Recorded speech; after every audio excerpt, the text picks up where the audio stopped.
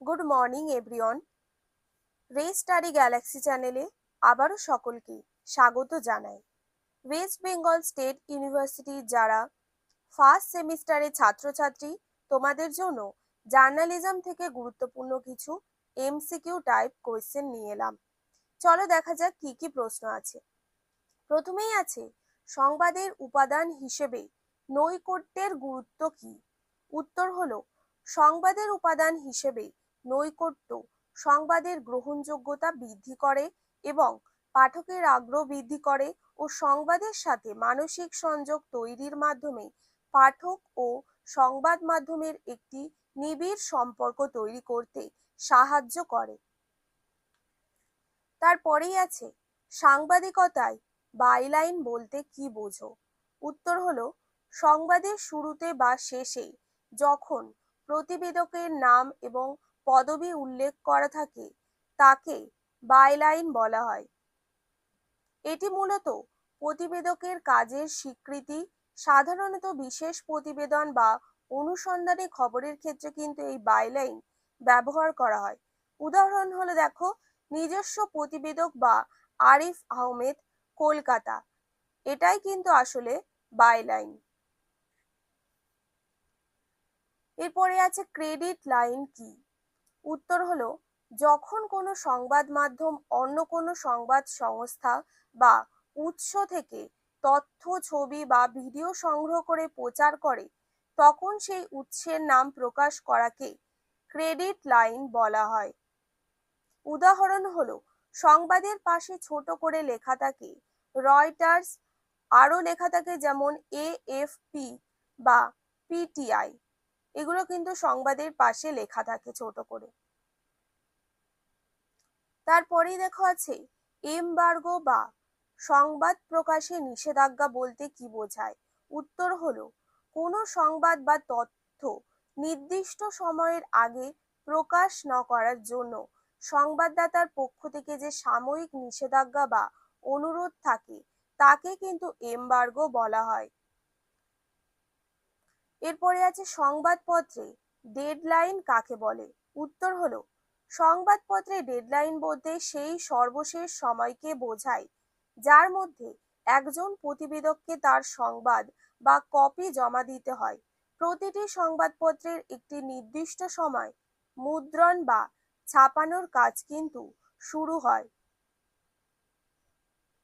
সেই ছাপার সময়ের সাথে তাল মিলিয়ে খবরটি সম্পাদনা ও পেজ মেকআপ করার জন্য সংবাদটি জমা দেওয়ার যে সময়সীমা বেঁধে দেওয়া হয় সেটিই কিন্তু ডেডলাইন। ডেডলাইন কিন্তু পার হয়ে গেলে খবরটি সাধারণত পরের দিনের জন্য বাসি হয়ে যায়। এরপরে আছে, সংবাদে তথ্যসূত্র ভেরিফিকেশন কেন জরুরি? উত্তর হলো, প্রাপ্ত বা সংগৃহীত সংবাদের নির্ভুলতা যাচাই, বস্তুনিষ্ঠতা নিরূপণ তথা গুজব প্রতিরোধের জন্য এবং কোনো ভুল বা মানহানিকর তথ্য প্রকাশিত হলে সংবাদপত্রের বিরুদ্ধে আইনি ব্যবস্থা বা মামলা হতে পারে। সঠিক তথ্যসূত্র থাকলে কিন্তু তা থেকে বাঁচা যায়। এরপরেই আছে, সংবাদে ব্রেভিটি বা সংক্ষেপণ কেন প্রয়োজন? উত্তর হলো, পাঠকের সময় বাঁচানো, সংবাদপত্রের পাতায় স্থান সংকুলন করার জন্য ও স্পষ্টতার মধ্যে দিয়ে সংক্ষেপণ সংবাদকে সহজবোধ্য ও আকর্ষণীয় করে তোলে। সংবাদপত্রে অ্যাঙ্কর স্টোরি বলতে কি বোঝায়? উত্তর হলো, সংবাদপত্রের অ্যাঙ্কর স্টোরি, যা প্রায়শই অ্যাঙ্কর নামে পরিচিত, হলো এক বিশেষ ধরনের ফিচার আর্টিকেল যা প্রথম পৃষ্ঠায় সাধারণত নিচে প্রকাশিত হয়। সংবাদপত্রে ইনভার্টেড বা উল্টানো পিরামিড কি?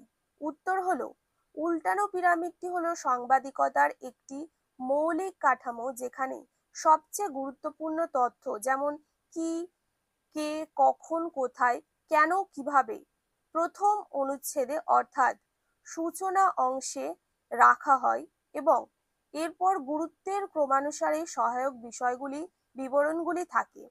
এটি পাঠকদের দ্রুত প্রয়োজনীয় তথ্য অনুধাবন করতে সাহায্য করে এবং সম্পাদকের মূল অংশ দেখে খবরটি ছেঁটে ফেলতে সহায়তা করে। এরপরে আছে কিন্তু পূর্ণাঙ্গ রূপ লিখতে হবে, যেমন পিটিআই, যার ফুল ফর্ম হলো প্রেস ট্রাস্ট অফ ইন্ডিয়া, এবং এএফপি, যার ফুল ফর্ম হলো এজেন্স ফ্রান্স প্রেস। এই প্রত্যেকটি ফুল ফর্ম কিন্তু খুবই গুরুত্বপূর্ণ। তারপরেই দেখো আছে এপি, অর্থাৎ অ্যাসোসিয়েটেড প্রেস, এবং ইউএনআই, এর ফুল ফর্ম হলো ইউনাইটেড নিউজ অফ ইন্ডিয়া। এর পরের প্রশ্নটি হলো, সংবাদপত্রের পরিভাষায় মর্গ বলতে কি বোঝায়? উত্তর হলো, সংবাদপত্রের পরিভাষায় মর্গ বলতে সেই বিভাগকে বোঝায় যেখানে পুরনো সংবাদ, ছবি, কাটিং এবং বিভিন্ন গুরুত্বপূর্ণ নথিপত্র ভবিষ্যতে ব্যবহারের জন্য সংরক্ষণ করা হয়। একে মূলত সংবাদপত্রের রেফারেন্স লাইব্রেরি বা আর্কাইভ বলা হয়। আশা করি ভিডিওটি তোমাদের ভালো লাগলে অবশ্যই চ্যানেলটি সাবস্ক্রাইব করে পাশে থাকবে এবং সবাইকে শেয়ার করে দেবে। দেখা হচ্ছে পরবর্তী একটি ভিডিওতে। সবাই ভালো থাকবে এবং ভালোভাবে পড়াশোনা করবে। আশা করি তোমাদের পরীক্ষা খুব ভালো হবে।